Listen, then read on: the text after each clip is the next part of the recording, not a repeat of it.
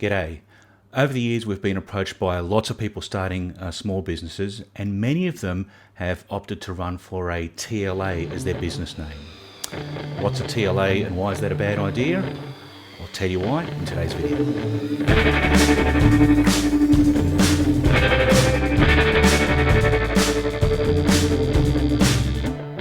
I'm Jason Foss. Today's episode of Intentional Branding is all about TLAs, or three-letter acronyms. Now, you should not use these to start your business. There's a few examples, famous examples out there of people who do. KFC is an example, IBM is another example. But if you think about these, they didn't launch their businesses with those names. They launched as Kentucky Fried Chicken and International Business Machines. In fact, if you have a look at the International Business Machines logo here from 1924, there's not a three-letter acronym there in sight. It says International Business Machines. It's not the world's best logo, but there it is spelled out in full. Now, in both these cases, they started their businesses using their full names, and colloquially over time, they got to be known as KFC and IBM, and it got to a stage after however many years in business that they then rebranded using those names that people knew them as. Macca's also famously did this in Australia temporarily a few years ago, and rebranded themselves briefly to Macca's. And if you're watching this from overseas, Macca's is what a lot of Aussies will call McDonald's. So what made me think about this the other day was I ended up with this packaging. Pretty obvious how I ended up with this packaging. But if you have a look at it, it's all Kentucky Fried Chicken. There's not a KFC logo on here to be seen at all. Both the paper bag here and then the chip bucket here have both got the name spelled out in full. Now, KFC haven't done a full rebrand here because the shop still says KFC on their logos on the shop. But you can see they're starting to move back to using the name in full. Don't know the reasons for that, but it's food for thought anyway. Food for thought. See what I did there? Yeah, dad joke. Don't worry. So why is it that people start a business and pick a TLA name to start their business with? I've heard a lot of reasons over the years, but it kind of boils down to two. The first one is they think that the three-letter acronym name will make them sound bigger, especially if you put group or something else like that after it. You know, you end up with QPC group, and it sounds big if that's important. And I believe the second one just comes down to laziness, not investing the thought and the time in thinking of something better. It's a lazy fallback for a lot of people. So why is it a bad idea? Well, a whole bunch of reasons. Let's start running through those now. Firstly, TLAs are meaningless and hard to remember to your customers and your potential customers.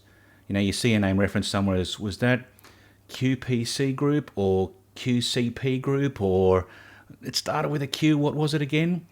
It doesn't mean anything to your customer.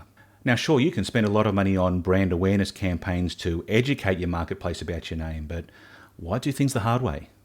Now, if people end up abbreviating your name down to a set of initials, well, that's fine. If that happens organically, fantastic. But let your customers decide that rather than you forcing it on them and making them guess and wonder and forget what the letters are. In Marty Neumeier's book, The Brand Gap, Kindles are great for a lot of things, but it does make it a bit hard to hold up a book if you're trying to talk about it. Anyway, Marty talks about 7 criteria for a good brand name. So let's have a look at those. All right, so the first one here is distinctiveness. You know, does it stand out from the crowd? Well, you'd have to say that a TLA, for the most part, does not. It's just in there with a sea of other TLAs that people are going to, unless they've really heard it over and over and over and over again, are going to find it hard to remember. So I'd call that one a fail. The second on the list is brevity. So that one gets a pass. 3 letters, nice and short, so we can give that one a tick. The third one on the list is appropriateness. So given the fact that a TLA on its own doesn't really mean anything, it's hard to believe that it's appropriate for anything on its own. You know, there may be some exceptions to that rule, but for the most part, I'd give that one a fail. The fourth one on the list is easy spelling and pronunciation. So it's hard to misspell a TLA, I suppose, if you know what it is. So we'll give that one a pass. That's a tick. Fifth one is Likeability. Now, a TLA on its own sort of lacks a bit of character and personality and anything human about it, really. So it's hard to think that a TLA on its own is inherently likable, so I'm going to give that one a fail. The sixth one is extendability. So I might just read his definition of that one. He writes here, does it have legs? Does it suggest a visual interpretation or lend itself to a number of creative executions? Great names provide endless opportunities for brand play. So what does that mean? So one example I've got on the screen here is Dodo, which is an internet service provider here in Australia. So, the name from the bird. So we've got a character here, and as we scroll down, he's been reused here and reused here. And you'll find through a lot of their marketing promotional material, they do reuse this character quite a bit. So that's an extendable of a brand name that they've been able to extend into other things. Second example is McDonald's, who have woven their name into their menu. So, we've got the Big Mac, the McFeast, the McChicken, the McVeggie, and you see that theme recurring through their menu. So they've been able to grab their brand name and integrate that into products and services. That's another example of extendability. So back to our TLAs, would you give that a tick for extendability? This one's probably a case-by-case basis.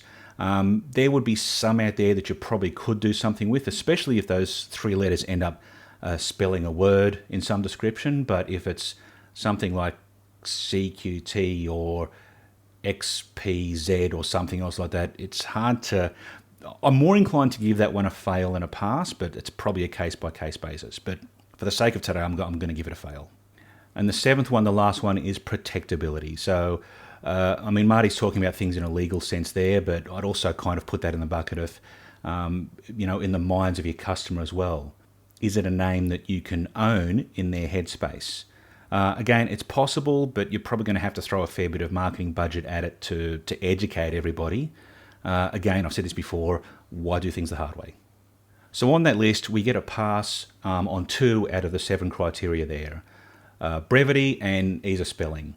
So important, sure, but are they the most critical, factors you can think about when choosing a name for your business? Probably not. And so finally here, learn a lesson from the world's biggest, most valuable brands. I've got a list up here from Forbes, which has got the top however many there are, but just look down that list. Like the top 10, there's not a 3-letter acronym amongst them. They're all, words, 2 words, or, new words by combining other words together. We don't see an acronym at all until AT&T down there at number 14. So what should you do? Well, if you think about that list we were looking at earlier from Marty's book here, you want to be, you might not get all 7 of them as a tick, but you certainly want to be doing more than half. You want to get, you want to be aiming for more than half of them to comply with those criteria. And a 3-letter acronym just doesn't do it. So whatever else you do, please don't use a TLA. Congratulations, you made it to the end of another one. There'll be a like button down below me here somewhere, and you can subscribe over there, and there's probably a couple of other videos that might interest you over here. Thanks for your support, and I'll see you on the next one.